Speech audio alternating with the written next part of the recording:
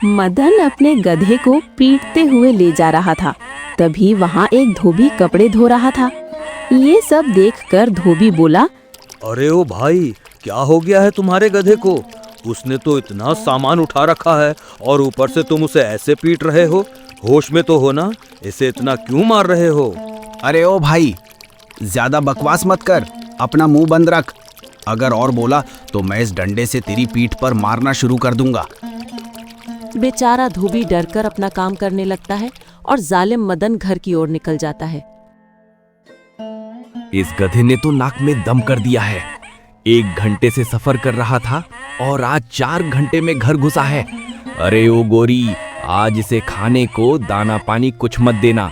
साफ साफ कह रहा हूं मैं तुम्हें। अरे जी, इतना भी कठोर मत बनो। कल रात से आपने इसे कुछ खाने को नहीं दिया है, भूखा पड़ा है। भला ये आपका काम समय पर कैसे करेगा? तुम चुप रहो गोरी, मैंने जो कह दिया वही मानो। अगर इसे खाने को कुछ दिया तो याद रखना कि फिर तुम्हें भूखा रहना पड़ेगा। बता रहा हूँ मैं तुम्हें। अरे एक दिन मैं भूखी रह भी लूंगी, मगर ये जुल्म नहीं देख सकती हूँ। तौबा तौबा, कैसे आदमी हो तुम? ये गधा कल से भूखा है और तुम इसे ऊपर से मार भी रहे हो।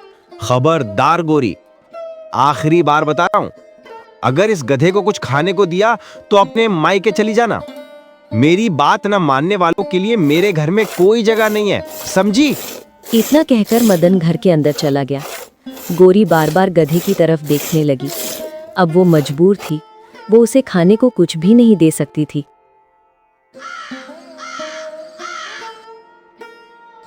रात का समय था। गधा भूख से तड़प रहा था, बार बार आवाज लगा रहा था, मगर मदन उसकी आवाज सुनकर अनसुना करके सो गया।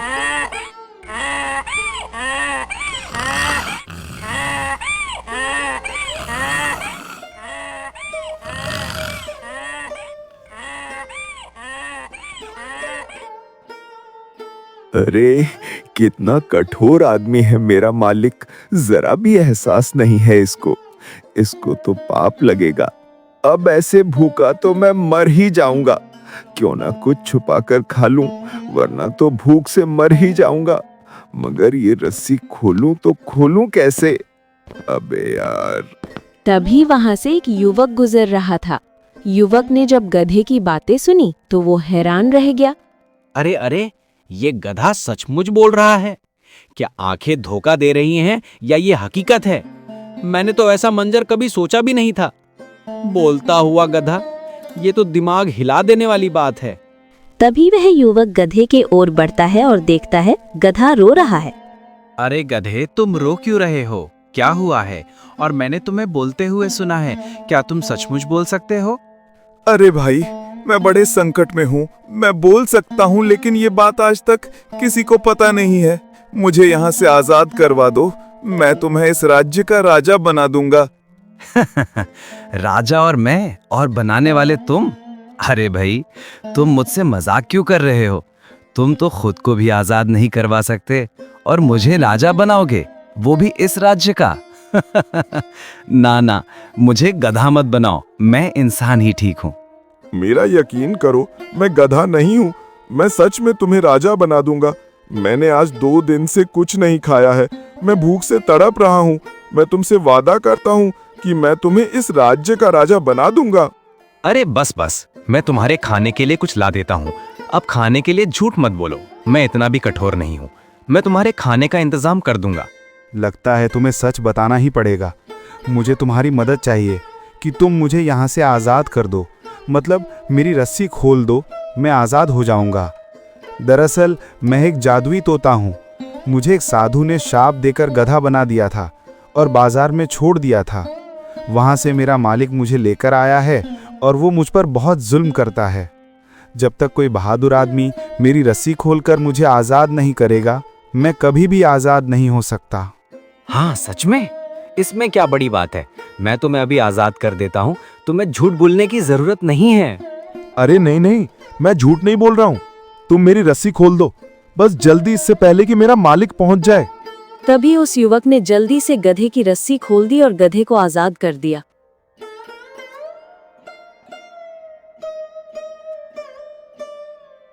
लो गधे, मैंने तुम्हें आजाद कर दिया है, मगर इतनी रात को तुम जाओगे कहाँ? अगर चाहो तो मेरे घर चल सकते हो। हाँ हाँ, मैं तुम्हारे साथ चलूंगा। मैंने तुमसे वादा किया है कि मैं तुम्हें इस राज्य का राजा बनाकर ही रहूंगा। चलो फिर चलते हैं। मैं जानता हूँ तुम मुझे झूठा ख्वाब दिखा रहे हो, मगर ख्वाब बहुत सुहाना है। अरे, ख्वाब सुहाना है मगर नामुमकिन नहीं। वैसे तुमने राजा की बेटी को देखा है क्या? देखने में कैसी है? अरे क्यों मजाक कर रहे हो? वो राजा की बेटी है और मैं एक लकड़हारा। मैं उसे कहाँ से देख सकता हूँ? उसे देखने की भी इजाजत नहीं है। और अगर उसी राजा की बेटी से तुम्हारी शादी हो जाए तो फिर यकीन आ जाएगा या नहीं? क्या सचमुच ऐसा हो सकता है?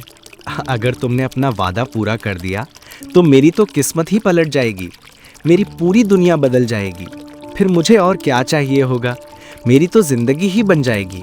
समझो, तुम्हारी दुनिया बदलने वाली है। मेरी बात गौर से सुनो। मैं राजा की बेटी का हाथ तुम्हारे लिए मांगने जाऊंगा और तुम्हारा पैगाम लेकर यहीं आकर पेश कर दूंगा।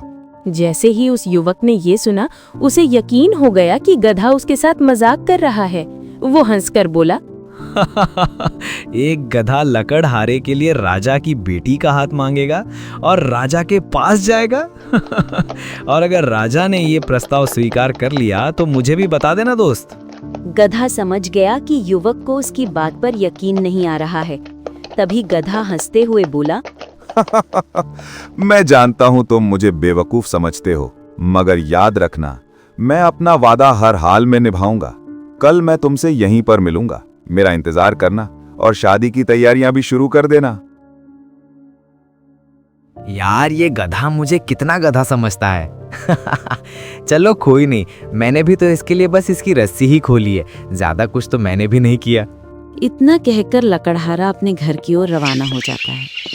लकड़हारा दिल ही दिल में यही सोचता है कि गधा उसे गधा बनाकर चला गया है।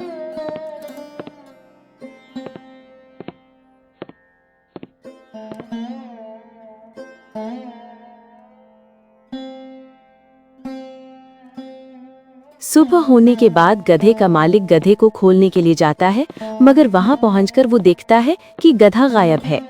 ये देखकर वो दहाड़े मार मार कर रोने लगता है। हाय रे, मैं लुट गया, बर्बाद हो गया।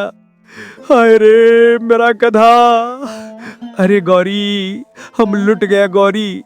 हाय, अब कैसे काम करूंगा मैं? इतना बड़ा काम गधे के बिना कैसे होगा? गधे के मालिक को इस तरह रोता हुआ देखकर उसकी पत्नी भी वहां पहुंच जाती है। अरे क्यों रो रहे हो? क्या हुआ? इतना क्यों डहाड़ रहे हो? कहीं पागलों का दौरा तो नहीं पड़ गया? अरे गौरी, क्या बताऊं, देखो मेरा गधा चोरी हो गया है। कोई चोरी करके ले गया है मेरा गधा। अरे चोरी कहाँ? चोरी नहीं हुई। जो जुल्म तुम उस पर करते थे ना, वो बेचारा भाग गया होगा। अच्छा ही हुआ। कम से कम कहीं जाकर उसे पेट भरने को तो कुछ मिला होगा। नहीं, नहीं छोड़ूंगा। अपने गधे को तो ढूंढ कर ही दम लूंगा। हर घर में तलाश करूंगा, उसे नहीं जाने दूंगा। इसके बिना मैं शहर से सामान किस पर लाद कर आऊंगा? दूसरी ओर गधा जंगल में एक नदी के पास रुका और अपना भेष बदला और एक ईलची का रूप ले लिया और फिर राजा के महल की ओर निकल पड़ा।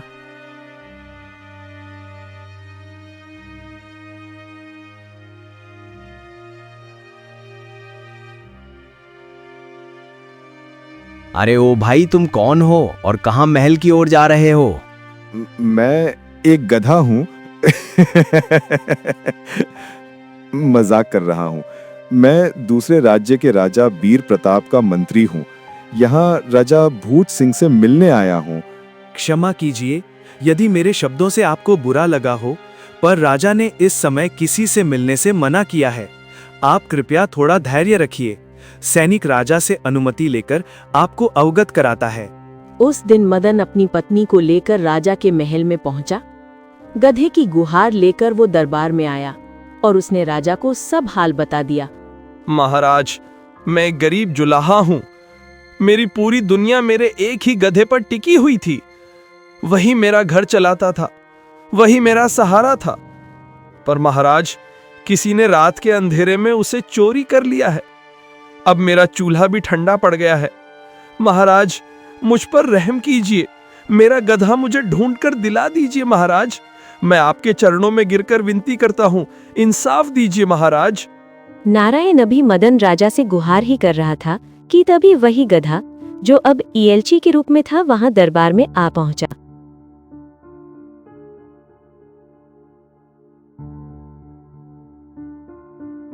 प्रणाम महाराज, मैं दूसरे राज्य के राजा का मंत्री हूँ। मैं यहाँ आपसे मिलने एक विशेष कार्य के लिए आया हूँ, मगर देख रहा हूँ कि आप तो एक गधे को ढूंढ रहे हैं। महाराज, आपकी ये छोटी सी मुश्किल मैं अभी यहीं आसान कर देता हूँ। अच्छा, हम आपका स्वागत करते हैं मंत्री जी। प्रजा की बात सुनना और उसकी समस्याएं दूर करना, यही तो राजा का कार्य होता है। जी महाराज, आपने बिल्कुल ठीक कहा। प्रजा की समस्याएं दूर करना ही एक सच्चे राजा का धर्म होता है, और मैं आपकी इस पीड़ा को अभी यहीं दूर कर देता हूं महाराज। निश्चिंत रहिए, ये कार्य अब मेरे हाथ में है। देखो भाई, वो तुम्हारा ही गधा था। तुम उसे खाने को क्या देते थे? ये सवाल मैं तुमसे इसलिए पूछ रहा हूँ क्योंकि वही तुम्हारा बोझ उठाकर तुम्हें खिलाता था। तो बताओ, बदले में तुम उसे क्या खिलाते थे? हाँ महाराज, जो उसे भाता था मैं वो सब कुछ खिलाता था। उसकी पसंद का एक दाना भी मैं नहीं रोकता था। हाँ, तो मामला हल हो गया। अगर तुम सच कह रहे हो तो वो जरूर वापस आएगा, और अगर तुम झूठ बोल रहे हो तो वो तुमसे तंग आकर ही भागा है, जो अब कभी लौट कर नहीं आएगा। और अगर उसे किसी ने चोरी किया हो तो वो कैसे आएगा? नहीं, उसे किसी ने चोरी नहीं किया, क्योंकि मैं तुम्हें जानता हूं। तुम मदन हो, गांव के कोने पर तुम्हारा घर है। तुम अपने गधे पर बहुत जुल्म किया करते थे।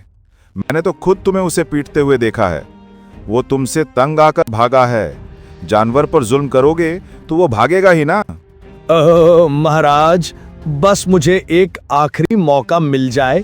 मैं कसम खाकर कहता हूँ, अब मैं उस बेचारे पर कभी जरा सा भी जुल्म नहीं करूंगा महाराज। मैं आपके चरणों में गिरकर हाथ जोड़कर रो रो कर विनती करता हूँ, मेरा गधा मुझे वापस दिलवा दीजिए महाराज। उसके बिना मेरा सब कुछ उजड़ गया है। कुत्ते की पूंछ भी सीधी हो सकती है मदन, मगर तुम कभी सीधा नहीं हो सकते। कभी हट जाओ, वरना मैं क्रोध में आ जाऊंगा कि बेजुबान जानवर पर इतना जुल्म। हट जाओ यहाँ से। ये देखकर कि राजा किस कदर गुस्से से भरा हुआ है, मदन घबराया और बिना कुछ कहे अपनी पत्नी को लेकर वहां से चला गया। मदन के लिए यही सजा काफी थी। राजा का वो क्रोध ही उसके लिए सबक बन गया। अब तक जो बोझ उसका गधा उठाया करता था, अब वही बोझ मदन को खुद उठाना था। अब उसे समझ आ चुका था कि गलती का बोझ सबसे भारी होता है। दूसरी ओर राजा ने इल्ची से पूछा, हाँ मंत्री जी, आप तो बड़े ही समझदार मंत्री हैं। आपने तो ये मामला बिना किसी दिक्कत के हल कर दिया। वैसे आप हरी महल में किस कार्य से आए हैं? हुजूर, गुस्ताखी माफ हो महाराज। हमारे राज्य के राजा भीम प्रताप अभी कुंवारे हैं।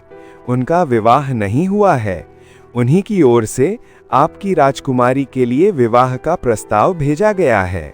इत्तेफाक की बात थी कि राजा की एक बेटी थी, जिसकी शादी के लिए राजा बहुत परेशान रहता था। वो इसी इंतजार में था कि किसी राज्य से उसकी बेटी के लिए रिश्ता आए। जब उसने ये सुना कि रिश्ता खुद चलकर आया है तो वो बहुत खुश हुआ। उसने इल्ची से कहा,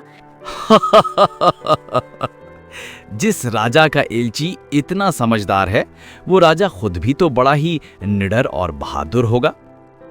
आपके राजा की आयु क्या है और दिखने में कैसे दिखते हैं?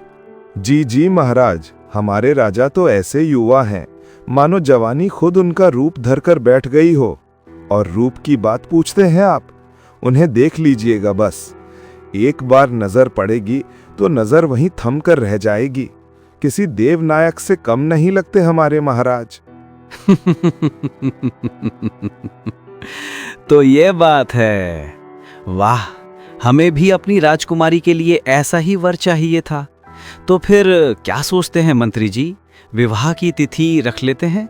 आप अपने राज्य से बारात लेकर आइए। बहुत बहुत धन्यवाद महाराज, हमारा प्रस्ताव स्वीकार करने के लिए। इस तरह राजा ने इस रिश्ते को स्वीकार करके विवाह की तिथि भी रख दी और बहुत सारे उपहार देकर इल्ची को विदा कर दिया। इल्ची वहां से निकलकर दोबारा दरिया पर आया और फिर अपना रूप बदलकर फिर से गधा बन गया और फिर वो उसी युवक के घर पहुंचा। युवक उसे देखकर हैरान हो गया।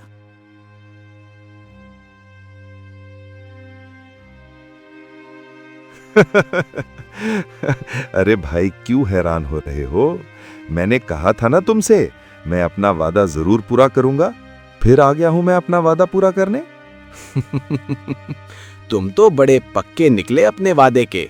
मैं तो समझा था तुम यहाँ कभी नहीं आओगे। अरे ऐसे कैसे नहीं आता? अभी तो तुम्हें यहाँ का राजा बनाना है मैंने। अबे यार गधे, बंद कर दे यार ये नाटक। फालतू में क्यों दिमाग खा रहा है? मुझे क्या गधा समझता है तू, जो मुझे फिर से तंग करने आ गया है? अरे नहीं नहीं, मेरी बात ध्यान से सुनो। मैं तुम्हारे लिए एक शुभ समाचार लेकर आया हूँ।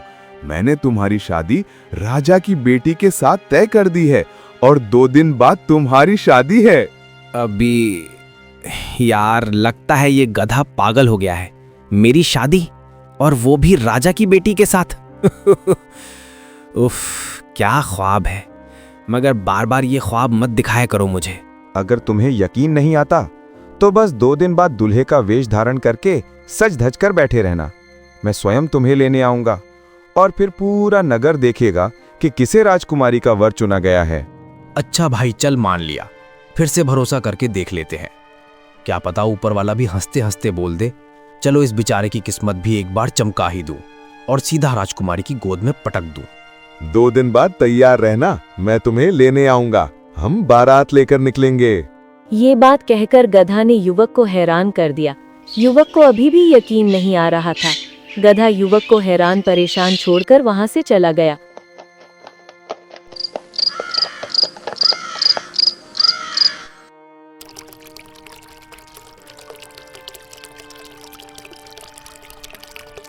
दो दिन गुजर जाने के बाद गधा फिर से युवक के घर आया और उसे साथ लेकर निकल पड़ा। लकड़हारा भी हैरान परेशान गधे के पीछे पीछे चलने लगा और गधा उसे लेकर गांव से बाहर नदी के पास पहुंच गया। उस समय वहां एक धोबी कपड़े धो रहा था। गधे ने धोबी से कहा, अरे ओ भाई, क्या कर रहे हो? बहुत तेज बारिश आने वाली है, सारे कपड़े फैला दो ताकि सूख जाएं, वरना आज ये सब कपड़े खराब हो जाएंगे, बता रहा हूँ।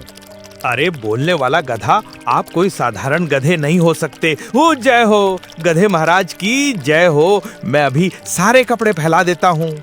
इतना कहकर धोबी ने सारे कपड़े फैला दिए, कुछ झाड़ियों पर, कुछ पेड़ों पर। ये देखकर गधा वहां से आगे बढ़ गया।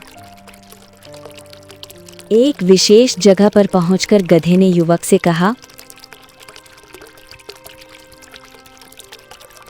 जब मैं महल के द्वार पर पहुंच जाऊं तो यहाँ से पत्थर उठाकर नदी में डाल देना, ऐसे जैसे जहाज डूब रहे हों। युवक को कुछ भी समझ नहीं आ रहा था, लेकिन उसने हाँ में सिर हिला दिया। इधर दूसरी तरफ राजा बारात का इंतजार कर रहा था। इंतजार में वो महल की छत पर चढ़कर बारात देखने लगा। उसने देखा कि बारात अभी नदी तक पहुंची है। दरअसल धोबी ने जो कपड़े फैला रखे थे, उन्हें देखकर राजा ने समझा कि बारात को नदी के पास पड़ाव डलवाया गया है। इधर गधे ने अपना रूप बदला और फिर से इल्ची के रूप में आ गया और राजा के महल में पहुंच गया। महाराज, महाराज, अनर्थ हो गया है। बारात अभी नदी पर पहुंची ही थी कि तूफान आ गया और सब लोग डूब गए, सारे जहाज डूब गए। ये तो बहुत बड़ा हादसा हो गया है। मगर आपके राजा, वो कहाँ हैं? वो भी डूब गए हैं क्या? नहीं महाराज, नहीं। हमारे राजा तो किसी तरह तैरकर किनारे आ गए, मगर उनके साथ आए सारे सिपाही और घोड़े पानी में बह गए। अब राजा अकेले ही किनारे पर हैं, बहुत थके और जख्मी भी लग रहे हैं। क्या हमारे दामाद अकेले वहां इस हाल में हैं? सिपाहियों, जाओ और हमारे दामाद को बड़े ही शानो शौकत से यहाँ ले आओ। जाओ फौरन। राजा के कहने पर सिपाहियों ने लकड़हारे को बड़े शान और शौकत से पालकी में बैठाकर राजमहल पहुंचाया, जहां लकड़हारे के कपड़े बदलवाए गए और राजा का पहनावा पहनाकर उसकी विवाह राजकुमारी से करवाया गया। दूसरे ओर इल्ची लकड़हारे को उस राज्य का राजा बनाकर बहुत खुश था और मन ही मन मुस्कुरा रहा था।